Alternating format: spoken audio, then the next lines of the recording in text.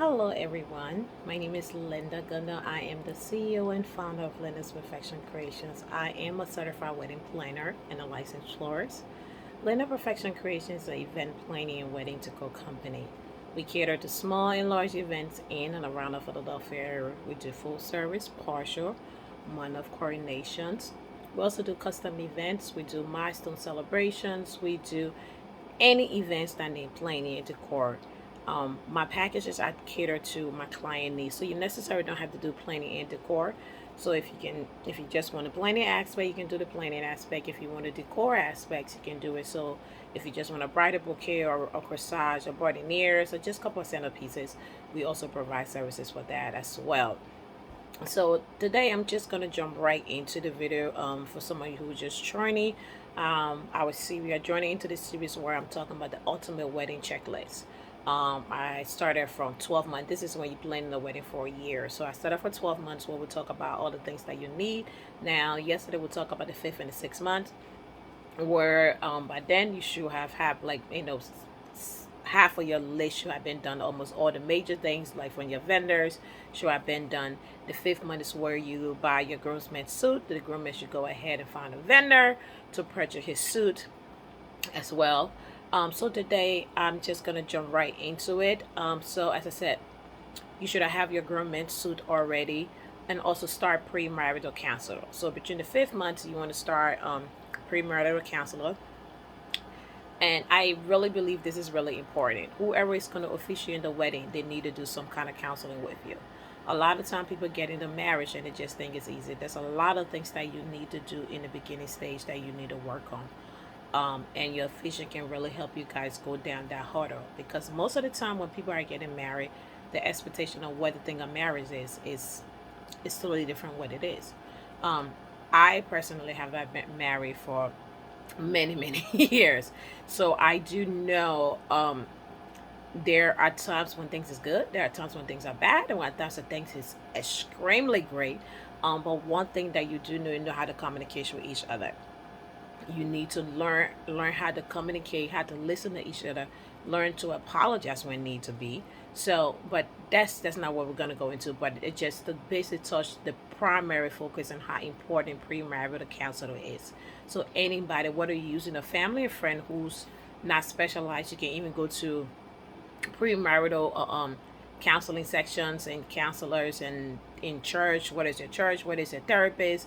Whoever you feel comfortable with, you need to have the premarital counselor before you get married. At least a couple of visits is of the most important. Do not get married without having this counselor. So now we're just gonna go to the 4th month. But the 4th month, you need to find your caterer to go for your. If you already find your caterer, you need to do your food tasting, whether it's with your venue, if you're doing a hotel or venue that provide catering services. In the 4th month, you need to taste the food to make sure that it is exactly the food that you want, to where you and how everything that you need. So you need to do that. And also you need to choose your cake. You already have your cake design. You also need to go ahead and get your cake tasting as well. Choose the style of cake, choose what flavor, what baker, and everything. Those are the things you need to do. Another thing in your groomsmen. But if you, most of the time, men usually get the groomsmen suit when the groom is getting the suit together at the same time, which is like the month before the 5th month. But if you haven't done it, you can do it now. The groomsmen should have been measured. You find the style of the suit that they want, and everybody should go at what are you choosing to rent versus buy. The option is up to you. Some people feel like renting is better. If you are not a suit person, somebody who don't work a job where you need a suit, or if you don't dress normally wearing a suit, I don't recommend you buying one, because it would just sit in your closet and you're not going to use it. If you are a suit person who wear, I think it's definitely a great option to buy versus renting it, because whatever the style is, you can use the pants, you can use the tucks or the jacket differently, you can use the shirt. So there's multiple ways that you can utilize that one suit that will look great. So it's up to you whatever option you choose. And another thing is that for brides, this is the time you pick your hairstylist, your makeup artist. You want to go to your free trial. Whoever is doing your hair, you want to do that testing. Most bridal makeup artists and hairstylists do a free trial. Sometimes some people might charge you for it and they might add it to the price. So it all based on who you use.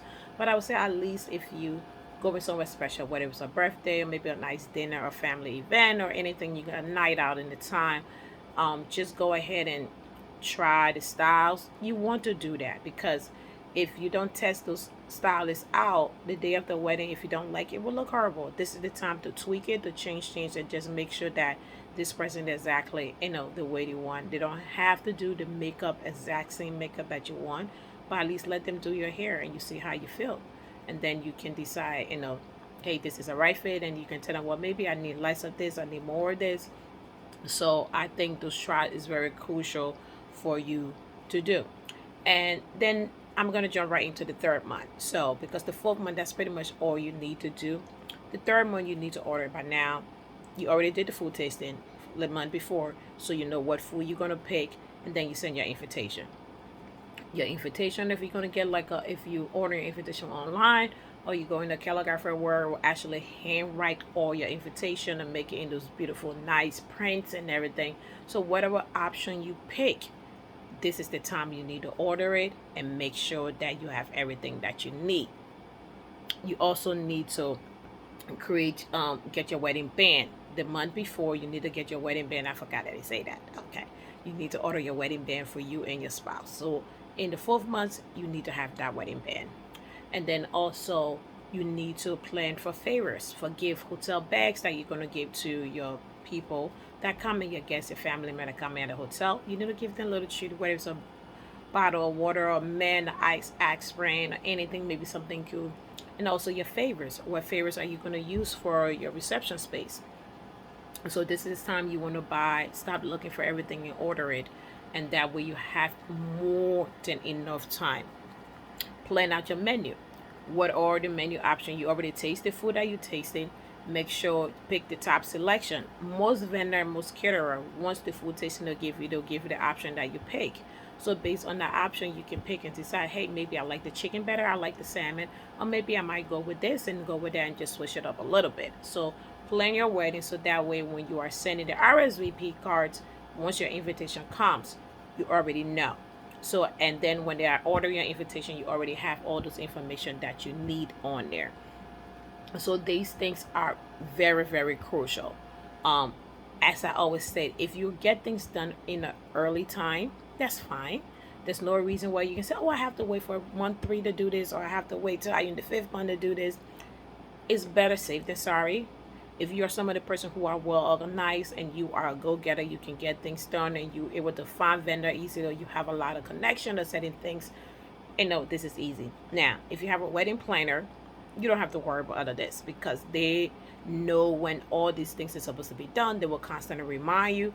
But then again, it's all based on the package that you pick for the planner. If you pay a month of coordination planner, of course, they're not going to be able to plan your wedding for you because they are on the coordinator and contracted to do the day of, and the month leading to the wedding.